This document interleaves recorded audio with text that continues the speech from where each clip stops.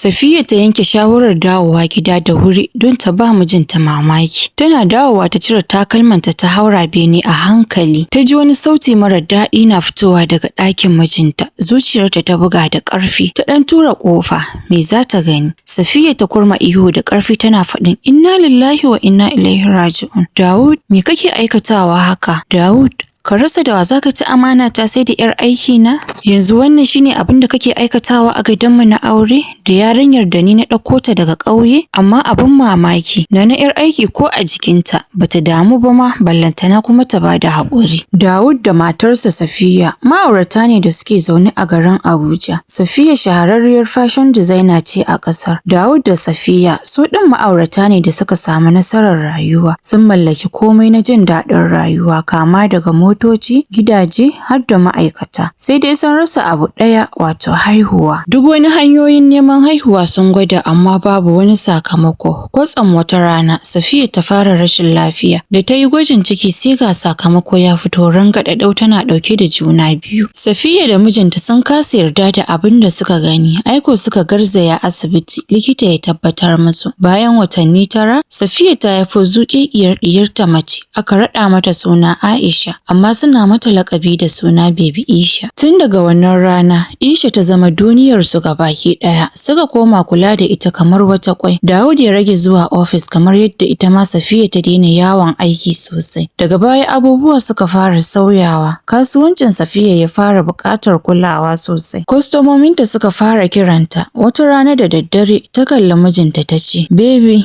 na gaji, ba zan iya tafiyar da kamfani da kuma renon Isha lokaci guda ba. Ina buƙatar taimako." Dawud ya ce, "Kar ki damu, zan kira mahaifiyata ta taimaka mana ta samo mana yarinya 'yar aiki mai mutunci daga ƙauye, wacce za ta zauna tare da mu da kula da ɗiyarmu." Haka kuwa aka yi. Bayan makonni aka kawo musu wata yarinya daga ƙauye mai suna Nana, mai shekaru 23, tana da nutsuwa, ladabi, kuma shiru-shiru ce bata cika magana ba. Safiya ta ji daɗin kalar 'yar aikin da aka samo mata. Ta yi murmushi ta ce tana da hankali, lallai za ta kula min da ɗiyata. Suka nuna mata ɗakinta. Safiya ta nuna mata duk wani abu na yadda za ta kula mata da Isha, yadda ake mata wanka, yadda ake sanya mata kaya, da yadda za ta bata abinci. Nana ta fara aikinta da kyau kamar yadda aka ɗauke ta. Ba iya reno kaɗai take yi ba, hatta share-sharen gida yi take kafin kowa ya tashi daga bacci. Kuma tana taimaka ma mai dafa abinci. Safiya ta samu sauƙin ayyuka sosai, ta koma harkokin kasuwancinta. Wata rana Safiya ta ce da mijinta, "Baby, na gode da wannan yarinyar da aka kawo. Zuwanta ya taimaka sosai, yanzu zan iya mai da hankali na ga ayyukana." Dawud ya yi dariya, amma cikin zuciyarsa ya fara lura da wasu abubuwa game da mai aikin nan. Nana ta rage nutsuwa da kamun kai kamar da. Duk lokacin da Safiya ta tafi aiki, Nana kan yi yawo cikin gida da gajerun kaya masu matsa jiki. Wani lokacin ma har aron kayan take, ko ina take samo su oho. Idan ta ga Dawud sai ta maza ta durƙusa a gabansa. Haka kuma takan je ƙofarsa tana jero masa tambayoyi marasa ma'ana. Da farko Dawud bai damu ba, yakan daka mata tsawa kuma ya kore ta. Wata rana da daddare, Nana ta sanya wani kafirin rigar bacci mai tayar da hankali. Ya matsa jikinta sosai, ta shafa turaruka masu ɗan karan daɗi. Ta mulke jikinta da mai mai santsi, kafafuwanta na ƙyalli. Ta doshi ɗakin Dawud. A lokacin Safiya tana bacci a ɗakin baki saboda mura ya dame ta kuma ba ta so ta damu mijin nata. Nana ta shige ɗakin Dawud a hankali tana yauƙi tana cewa, "Oga, na zo ne in duba ne ko kana buƙatar wani abu." Dawud ya dube ta cike da mamaki ya ce, "Buƙatar me kuma?" Sai ya zaro ido ya ce, "Nana, me kike sanye da shi haka a jikinki?" Nana ta murmusa ta matsa kusa da shi tana ce mai, "Na zata kana buƙatar wani abu ne don hutawarka, shi yasa na zo na taimaka maka." Babu kunya, Nana ta miƙa hannu za ta taɓa shi. Dawud ya miƙe da sauri ya ce, "Fita min daga ɗaki yanzu yanzu." Nana ta tsaya tak tana rawar jiki ta ce, "Ya haƙuri ranka shi daɗe." Dawud ya ce, "Fita na ce." Nana ta ruga a guje tana kuka. Dawud ya tsaya yana mamaki da ɓacin rai. Ya ce, "Yar aiki ce ke iya shigowa ɗakin mai gida har haka?" Da safe bai faɗa wa Safiya abin da ya faru ba, saboda bai son hayaniya. Ya dai fara kaucewa Nana gabaki ɗaya. Bayan kwana 2 da yin hakan suna zaune a falo suna kallon TV. Sai ga Nana ta shigo ta durƙusa tana cewa, "Ranku shi daɗe. Mahaifiyata ba ta da lafiya. Ina so in je ƙauye in dubo jikinta." Safiya ta damu matuƙa ta tambaye ta, "Nana, me ke damunta?" Nana ta shankwama mata ƙarya ta ce tari da aman jini take yi. Ina so in kai ta asibiti tun kafin ta mutu. Safiya ta tausaya ta ce babu matsala zan baki kuɗi ki kai ta asibiti. Safiya ta shiga ɗaki ta ɗebo 400 ta ce ki yi amfani da 300 wajen nema ma mahaifiyarki magani. Sauran 100 kuma ki siya mata abinci kin ji Nana. Nana ta cika da murna ta yi ta zuba godiya tana faɗan Allah ya saka da alkhairi insha Allah ke ma Allah ya sa 'ya'yanki su kula da ke. Safiya ta murmushi tare da yi ma Nana addu'ar sauka lafiya ba tare da sanin muguwar zuciyar Nana ba. Bayan Nana ta fita daga gidan ta ce ma kanta Hajiya Safiya kenan. A ganin ki zan zauna a Abuja ne in zama baiwar ku in ta muku bauta har abada? Ai ko za mu gani. Bayan Nana ta isa ƙauye, mahaifiyarta tana lafiya ko farcen ta bai kuje ba balle rashin lafiyar da zai sa ta aman jini da tari. Suka zauna a ƙarƙashin mangwaro suna hira. Nana ta ce da mahaifiyarta, "Mama, wannan mutumin fa bai da sauki. Taurin kai ne da shi. Na yi duk wani abin da kika ce in yi. Na saka rigar da kika bani. Na durƙusa a gabansa na shafa duk wasu turaruka masu ɗaukar hankali. Amma ko kallo ban ishe shi ba, maimakon ma na burge sa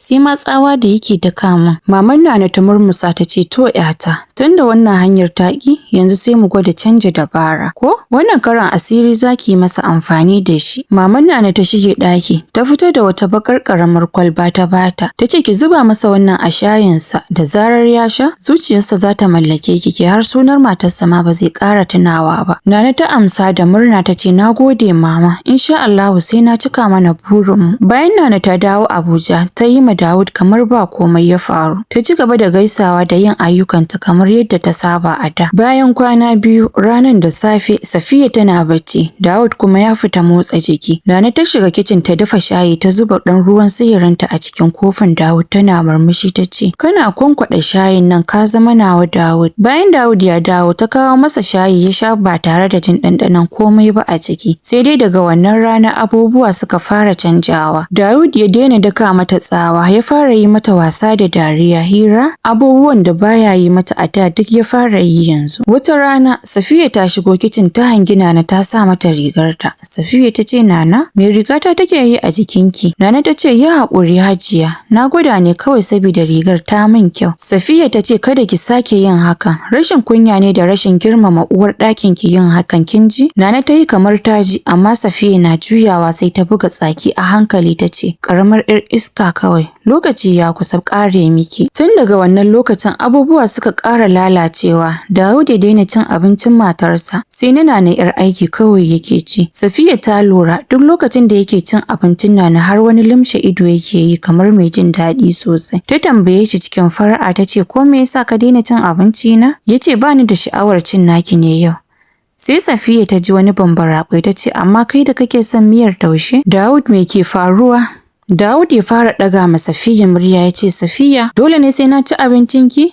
Ki bar ni na ci wanda nake so mana. Safiya ta tsaya cak cikin mamaki da zafin rai. Wannan ba halinsa bane. Ta koma ɗaki ta fashe da kuka. Kwanaki makonni suka shuɗe. Dawud ya koma kaucewa Safiya duk inda take baya so ya zo wurin. Sai dai ya zauna ya ta hira da Nana suna kallon TV har su raba dare. Dawud ya fara daka ma Safiya tsawa ya daina cin abincinta kwata-kwata ya koma gudunta a gado. Safiya ta fara tambayar kanta me ke faruwa. Ina Dawud mijina na gaskiya yake? Wata rana Safiya ta tafi Lagos wajen taron 'yan kasuwa ta ce za ta dawo ranar Lahadi da yamma. Amma haka kawai ranar Lahadin zuciyarta ta cika da damuwa tana jin wani abu ba daidai ba. Ta yanke shawarar dawowa gida da wuri don ta ba mijinta mamaki ko za su daidaita. Ta iso da karfe 6 na yamma ta shigo gidan amma shiru-shiru babu motsin kowa.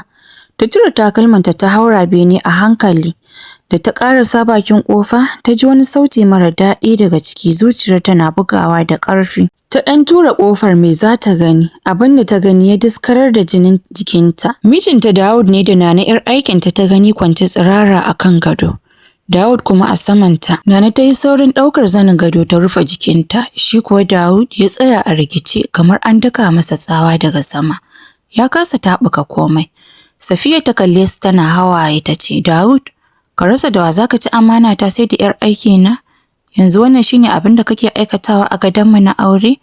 da yarinyar da ni na ɗauko ta daga ƙauye? Amma abin mamaki, Nana ko a jikinta bata damu ba ma balle ta bada haƙuri, bata ma nuna nadama ba, sai ma wata tsayuwar izza da ta yi kamar ta ci nasara. Dawud ya fara magana, muryarsa na rawa, ya ce Safiya ba fa abin da kike tunani bane. Ta katse sa da yi min shiru, bana son jin komai daga bakin ka, yi shiru kawai na ce. Na bata duk wani abu da take so, na riƙe ta tamkar 'yar gida, na bata ci da sha, na bata sutura, amma wannan shine sakayyar da zata mun? Dawud dai bai ce komai ba, ya ɗauki wandonsa ya saka ya fice daga ɗakin. Nana kuma ta bisa da zanin gado a jikinta ba tare da ta ji kunya ba. Safiya ta faɗi a ƙasa cikin baƙin ciki tana kuka da ihu. Tana girgiza kai, kukanta gabaki ɗaya ya karaɗe gidan, har ma'aikata suka yi curko-curko.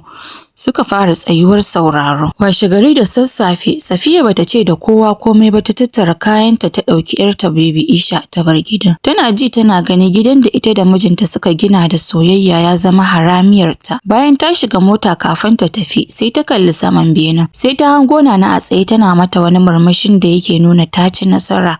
Ta karɓa ragamar gidan, yanzu ta zama uwar gida. Kwanaki da makonni suka shige, Nana ta koma ɗakin mai gida Dawud da zama. Ta daina sanya kayan masu aiki, ta fara sanya rigunan Safiya masu tsada da takalma. Ta koma fita da Dawud duk inda sa shi, tana nan tana biye kamar bindi. Babu restaurants, ba party da gidajen biki. Mutanen anguwa suka fara gulmamakin, anya wannan ba mai aikin gidan Safiya bace? Wato ashe wannan mutumin ya kori matarsa yayi saboda yarinyar da ta zo daga ƙauye? Kowa a anguwar sai magana ake, amma Dawud bai damu ba. Saboda Nana ta riga ta mallake sa. Kowane wata Dawud yana aika kuɗi zuwa ga mahaifiyar Nana a ƙauye. Rana guda ya gaya wa abokinsa Usman cewar, Usman, ina shirin auren Nana. Ina son wannan yarinyar sosai. Usman ya ɗago kai cikin mamaki yana kallon abokin nasa, ya ce, Dawud, kana sauraron kanka kuwa? Ka kori matar da kuka gina rayuwa tare saboda 'yar aiki, yanzu kuma ka rasa wadda zaka aura sai mai aikin ka? Dawud ya girgiza kai, ya ce ma abokin nasa, idan ba za ka goya min baya ba, sai ka fita daga harkata, kuma ka fita daga gidana. A gefe guda kuma, Safiya ta koma wata sabuwar gidan da ta siya da daɗewa, gida mai kyau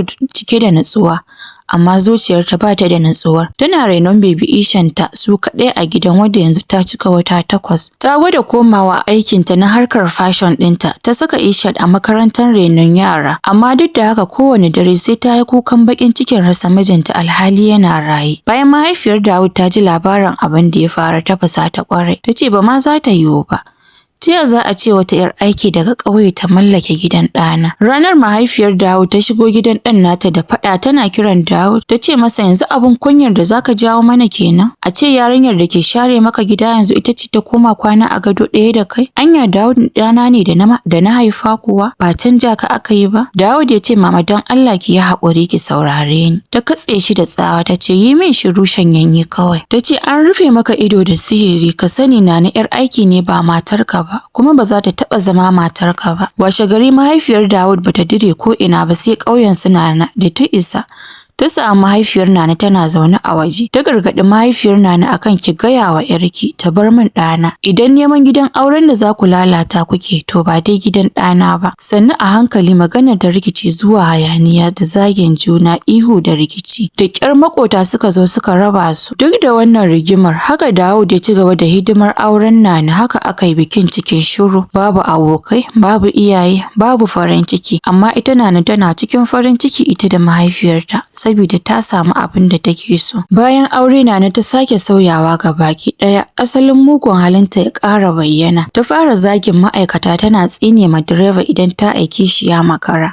Dawud dai bai iya cewa komai, sai dai ido, don ya tsani abin da zai ɓata ma Nana rai. Mahaifiyar Nana wata rana ta zo ziyara, ta duba gidan, ta yi murmushi, ta ce, ‘yata kin cika 'yar halak, kin gama min komai, amma yanzu ki saurari shawara, ki duk yadda za a yi ki ciki da wuri ki haifa masa ɗa namiji, idan ba haka ba duk wannan aikin da wahalan da muka yi zai tafi a banza. Tun daga wannan rana Nana ta fara ƙoƙarin samun ciki, tana shan magunguna zuwa private hospital amma a banza. A gefe guda kuwa Safiya Safiya ta fara samun sauƙin cin amanar da mijinta ya mata. Sai dai mahaifiyar Dawud bata daina ziyartar ta ba. Tana kawo musu kayan abinci, tana wasa da Isha da yin addu'o'in nema wa Dawud tsari. Wata rana takan ce ma Safiya, "'yata, ki daina kuka kin ji? Na san ɗana, wannan ba shi bane. Ina jin akwai wani abu a bayan wannan al'amarin, amma wata rana Allah zai warware komai." Tun daga wannan rana suka fara azumi, sadaka, addu'o'i kowace rana, suna tawassali da ko Allah zai juyo masa da hankalinsa. Kwatsam wata rana da tsakiyar dare, Dawud ya farka daga bacci yana zufa, yana huci kamar wanda ya farka daga dogon mafarki. Dawud ya dubi ɗakin da mamaki, sai ya ce, "Safiya,